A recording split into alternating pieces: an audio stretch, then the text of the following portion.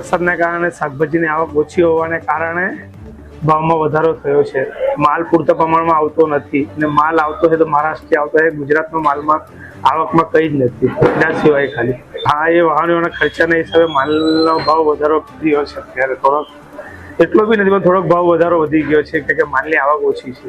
શું પરિસ્થિતિ છે હાલ માર્કેટની પરિસ્થિતિ હમણાં મંદીનો તેજીનો માહોલ છે. થોડોક ભાવ છે પણ એટલો જે બહારથી આવતો છે તે માલનો ભાવ વધારે છે. શાકભાજીનો ટ્રાન્સપોર્ટના માલ આવતો નથી અત્યારે.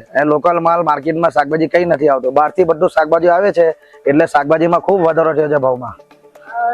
કેવી ગ્રાહકી છે શાકભાજીનો ભાવ? ગ્રાહકીમાં અત્યારે ગ્રાહકી પહેલા કરતા ઓછી થઈ ગઈ છે કે કારણ કે શાકભાજીના ભાવ વધી ગયા છે એટલે ગ્રાહકો પર ઓછું વસ્તુ લઈ જતા છે. એક બે આઈટમ જ લઈ જતા છે.